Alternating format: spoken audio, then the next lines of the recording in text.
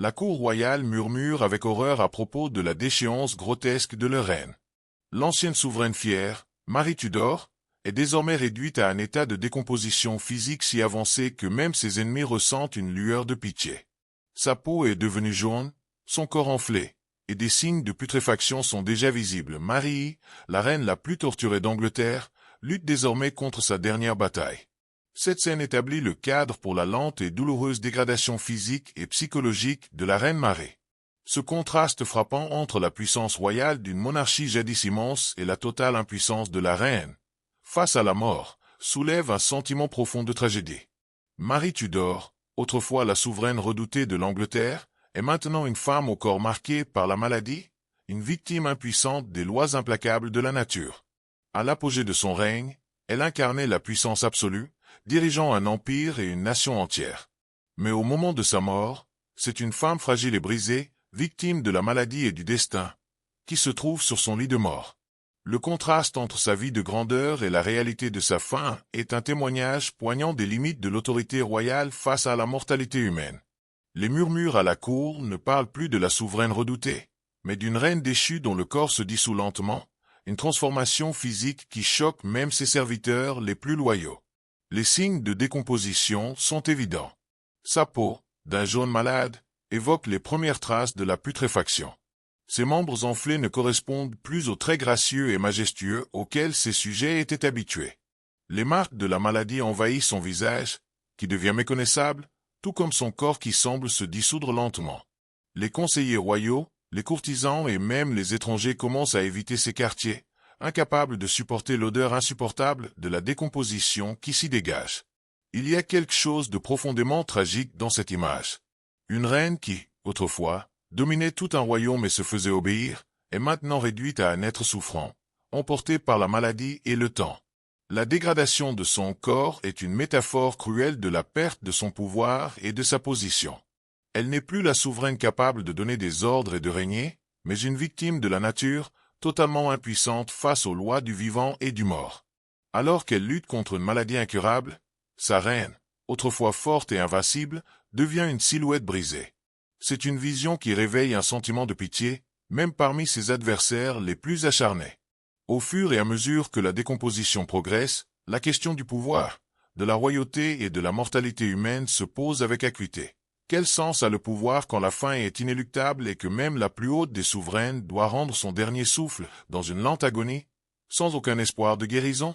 Son corps, ravagé par une maladie que les médecins modernes pensent être un cancer de l'utérus ou du foie, commence une lente et douloureuse dissolution. Marie est piégée dans son propre corps en décomposition, son esprit de plus en plus consumé par la paranoïa et la folie religieuse. Les symptômes de Marie sont horribles à observer. Sa peau, déjà jaunie par la jaunisse, devient de plus en plus translucide. Son ventre, gonflé et distendu, est un signal alarmant de la maladie qui la ronge de l'intérieur. Ses membres, autrefois élégants et royaux, sont désormais enflés et marqués par des signes évidents de décomposition. Même sa démarche, autrefois fière et majestueuse, devient lente et lourde, alors que chaque mouvement semble lui causer une douleur insupportable. À chaque respiration, l'agonie est palpable, ses poumons, probablement endommagés par les complications de sa maladie, luttent pour chaque souffle.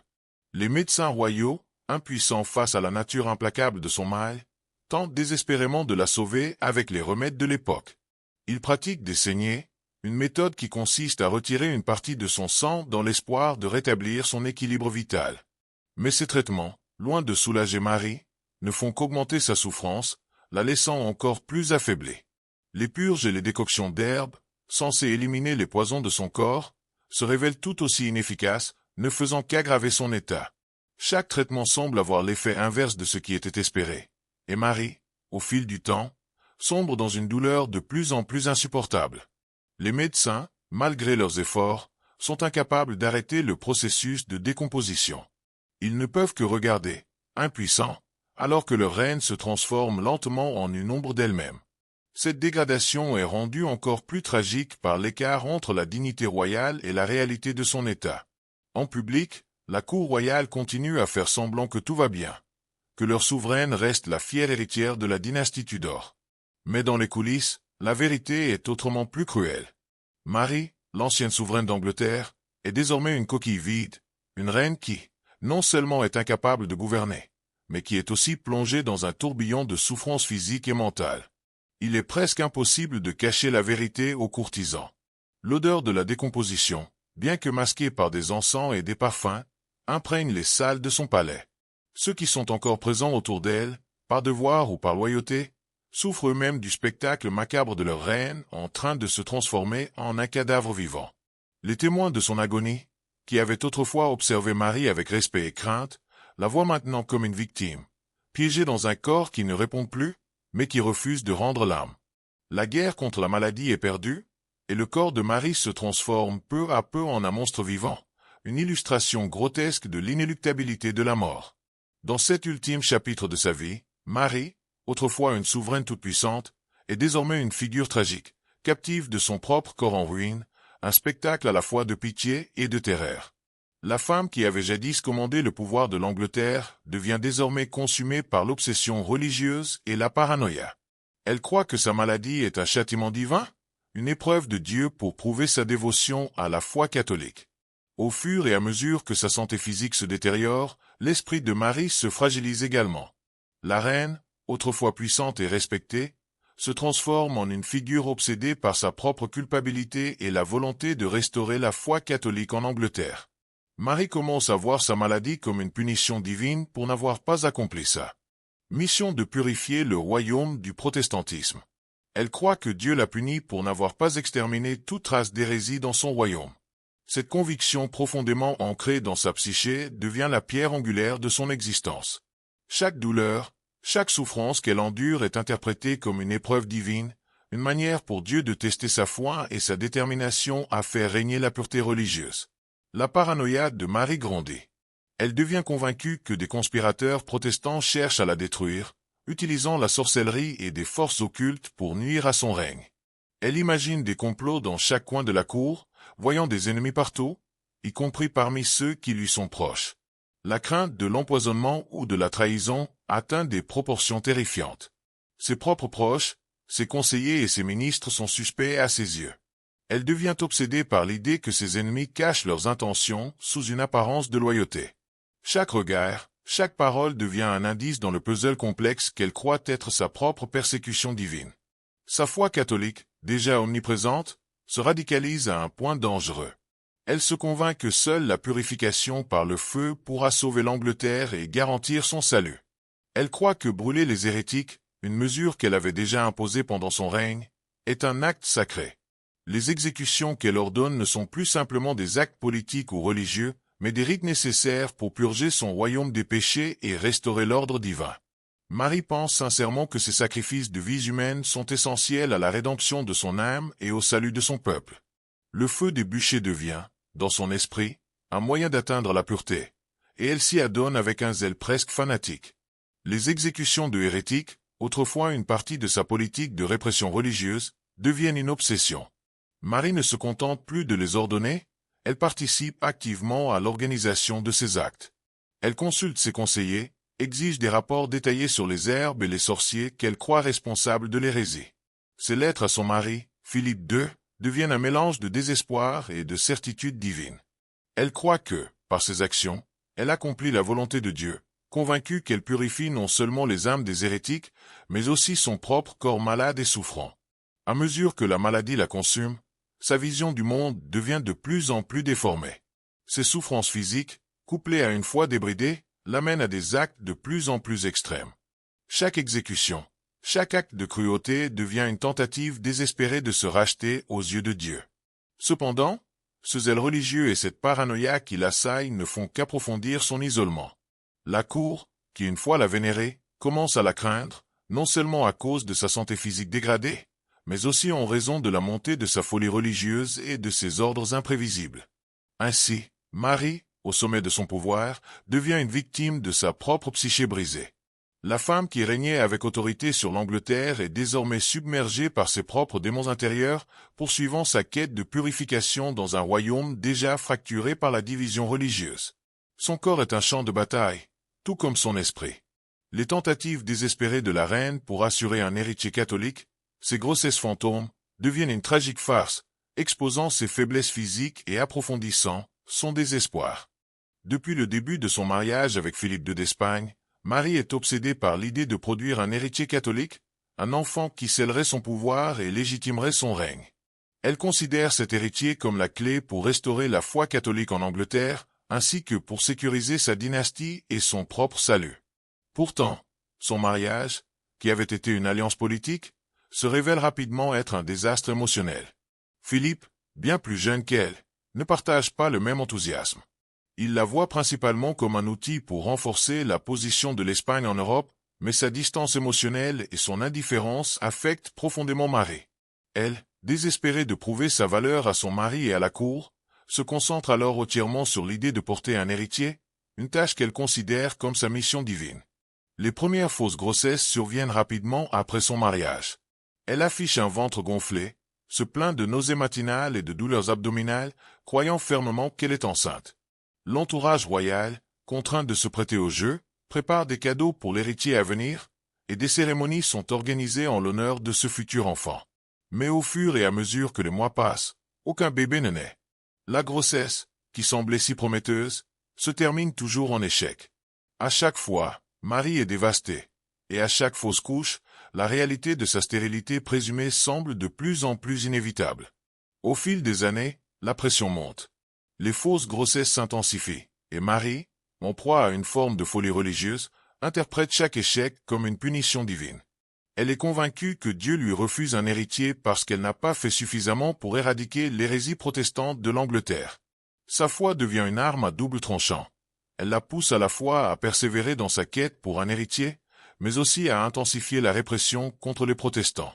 Chaque mois sans enfant devient une nouvelle confirmation qu'elle échoue, qu'elle ne répond pas aux attentes de Dieu. Elle se jette alors dans une frénésie religieuse, convaincue qu'elle doit éradiquer toute hérésie pour mériter le salut et que seul un héritier catholique pourra restaurer l'équilibre. Les faux espoirs, associés à des promesses non tenues, rongent Marie à la fois physiquement et psychologiquement. Sa maladie s'aggrave alors, et chaque échec de grossesse la plonge davantage dans la douleur et le désespoir. Chaque tentative échouée d'avoir un enfant devient une tragédie personnelle, et elle se retrouve isolée dans un monde où la seule chose qui lui reste est son obsession de produire cet héritier. Philippe, de plus en plus distant, ne semble pas affecté par l'absence d'un héritier, mais cela ne fait qu'accroître le sentiment de solitude et de frustration de Marie. Cette obsession pour un enfant catholique devient une fable tragique, une course contre la montre où Marie cherche à sauver son pouvoir et son âme, sans comprendre que ce n'est pas Dieu qui l'abandonne, mais bien la réalité de ses limites physiques et politiques. Le poids du pouvoir, des attentes et de ses propres souffrances la transforme, et la course pour l'héritier se mue en une course vers un déclin inévitable. La reine, poussée par ses délires, se tourne vers la violence. Son règne est désormais défini par la persécution des protestants, un bain de sang qui entachera à jamais son héritage. Les persécutions mariennes, l'un des chapitres les plus sombres de l'histoire de l'Angleterre, sont marquées par une brutalité inouïe. Plus de 280 protestants sont brûlés vifs pendant le règne de Marie.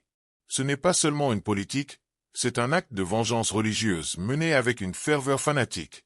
Marie, convaincue qu'elle œuvre pour la pureté du royaume, ordonne ses exécutions dans l'espoir de restaurer la foi catholique en Angleterre, mais les conséquences de ces actes se révèlent dévastatrices. Marie prend une part personnelle dans ces exécutions, ce qui rend son action d'autant plus perverse. Elle assiste à la mise à mort des hérétiques, parfois en choisissant les lieux, les moments et les circonstances avec une attention cruelle aux détails.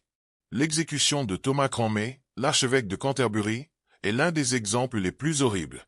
Avant de le brûler, elle le force à regarder la mort de ses collègues, espérant qu'il se repentira publiquement de ses actes contre elle et contre l'Église catholique. Quand Cranmer finit par insérer sa main dans le feu, il déclare que c'est la main qui a signé la déposition de sa mère, et Marie, apparemment satisfaite, sourit pour la première fois depuis longtemps. Cette scène, aussi macabre que symbolique, illustre l'ampleur de son extrémisme religieux. Ce zèle pour la purification de son royaume entraîne un engouement pour la persécution qui, paradoxalement, nourrit la résistance. Le martyre des protestants suscite une solidarité croissante, non seulement parmi les exilés, mais aussi au sein de la population anglaise. La brutalité de la répression crée des martyrs dont les histoires, racontées et amplifiées par les protestants eux-mêmes, alimentent la haine de l'Église catholique et la montée du sentiment anticatholique. Les réformes religieuses de Marie, plutôt que d'unifier le pays, finissent par renforcer la détermination des protestants à résister à l'oppression. Les persécutions mariennes, destinées à éradiquer l'hérésie, renforcent au contraire la rébellion et l'hostilité envers Marie. Son nom, qui devait être synonyme de régénération spirituelle, devient rapidement associé à la violence et à l'intransigeance. Ses victimes, brûlées sur les bûchers, sont vues comme des symboles de résistance. La reine, en cherchant à imposer sa vision, ne fait qu'accentuer la fracture religieuse et semer les graines d'une révolte durable. Alors qu'elle souffre d'une décomposition physique, Marie continue d'exercer un pouvoir politique, prenant des décisions depuis son lit de mort, même si son corps se désintègre autour d'elle. Dans ces derniers mois, alors que son corps se décompose lentement, Marie continue de régner, même si son autorité s'effondre avec elle. Elle ordonne encore la persécution des hérétiques, insistant pour que les bûchers continuent de brûler, comme si elle croyait pouvoir arrêter l'effondrement de son propre corps en exerçant une domination sur les âmes des autres. Les décrets sont signés dans une chambre royale qui devient peu à peu un lieu d'agonie et de suffocation, le parfum de la décomposition imprégnant les murs de son palais. Le contraste entre la royauté autrefois imposante de Marie et son état actuel est saisissant. Alors que son pouvoir symbolique s'effondre, ses actions politiques deviennent de plus en plus erratiques et inefficaces. Ses ministres, ses conseillers et ses courtisans, autrefois dévoués, commencent à éviter sa présence. La cour se trouve dans un état d'incertitude et de peur, incapable de réagir face à la perte de son leadership. La reine, qui dictait autrefois les affaires de l'État avec force, n'est plus qu'une ombre d'elle-même, à peine capable de maintenir son autorité. Sa souffrance physique devient un prisonnier dans laquelle elle est captive. Son corps, qui autrefois incarnait la majesté et la puissance de la couronne anglaise, est maintenant un corps mourant, se transformant en une carcasse putréfiée, une image vivante de l'incapacité d'échapper à la mort. Ses décisions, prises avec la volonté de maintenir son règne et son héritage catholique, semblent de plus en plus déconnectées de la réalité. L'ironie est frappante. La souveraine qui a cherché à imposer son pouvoir avec une main de fer est désormais réduite à une spectatrice passive, incapable de changer le cours de sa propre histoire. Le contraste entre son déclin physique et la poursuite de ses politiques cruelles est un témoignage tragique de la futilité de son règne. Elle incarne la fin d'une époque où le pouvoir royal, malgré sa puissance apparente, ne peut rien contre l'inexorable avancée de la maladie et de la mort. Même si elle persiste dans ses décisions jusqu'à son dernier souffle, la réalité de sa situation est inévitable. Son corps se dégrade, et avec lui, son autorité. Elle devient un symbole de la fragilité du pouvoir, une figure qui, dans sa quête de pureté religieuse, a perdu toute connexion avec la réalité de son royaume et de sa propre existence. La mort de Marie y marque le début du passage rapide de l'Angleterre du catholicisme au protestantisme, une inversion politique et religieuse qui définira le reste de l'histoire du pays. Est la mort de Marie en 1558 met immédiatement fin à des années de restauration catholique sous son règne et ouvre la voie à une transformation radicale. Dès son décès, l'Angleterre se dirige vers un changement irréversible. La couronne est passée à sa demi-sœur, Élisabeth I, une figure protestante qui allait changer à jamais le visage religieux du royaume. Ce changement ne se fait pas dans le calme. Il est rapide et absolu. Le catholicisme, qui avait fait son retour sous Marie, est immédiatement effacé de la vie politique et religieuse anglaise. Les exilés protestants, qui avaient fui le royaume sous les persécutions mariennes, commencent à revenir en Angleterre. Ils trouvent un pays prêt à les accueillir, où les politiques répressives de Marie sont abandonnées. Élisabeth, dès le début de son règne, annule les lois catholiques, rétablissant la domination protestante dans tout le pays. Les églises sont redécorées dans le style protestant, les prières en latin sont supprimées, et la reine impose des réformes religieuses qui scellent définitivement l'avenir de l'Angleterre dans le camp protestant. Mais l'héritage de Marie ne disparaît pas avec sa mort. Au contraire, son nom est désormais indissociable des persécutions religieuses et de la cruauté systématique qu'elle a exercée pendant son règne. La reine qui avait cherché à brûler l'hérésie et à restaurer la foi catholique en Angleterre est désormais perçue comme un symbole de fanatisme religieux. Les centaines de protestants brûlés vifs pendant son règne deviennent des martyrs, et leurs histoires sont racontées à travers toute l'Europe. La mémoire de Marie y se transforme en un avertissement sur les dangers de l'intolérance religieuse et de la tyrannie dictée par la foi. L'image de Marie y dans l'histoire est celle d'une souveraine impitoyable, dont les tentatives pour éradiquer l'hérésie ont échoué de manière tragique, renforçant le sentiment de résistance contre le catholicisme. Sa politique de persécution, loin de ramener l'unité religieuse, a renforcé la séparation et la division. Les protestants, en particulier, voient dans la mort de Marie la fin d'une ère de terreur et le début de leur renaissance en Angleterre. Son héritage est donc celui d'une reine qui, bien qu'ayant échoué dans son objectif de restaurer le catholicisme, a laissé une empreinte indélébile dans l'histoire d'Angleterre. Son règne est une tragédie de fanatisme religieux, d'isolement et de cruauté. La sainte cause qu'elle a défendue n'a pas survécu, mais la mémoire de sa répression, elle, perdure à travers les âges. La transformation de l'Angleterre sous Élisabeth marque l'effacement de la vision de Marie, mais la terreur qu'elle a semée demeure un pilier de l'histoire religieuse du pays. Marie, dans son échec à imposer sa vision du monde, devient ainsi une figure tragique et sinistre. Son nom, Bloody Mary, restera pour toujours un symbole de la lutte sanglante entre le catholicisme et le protestantisme, et de la folie destructrice du fanatisme religieux.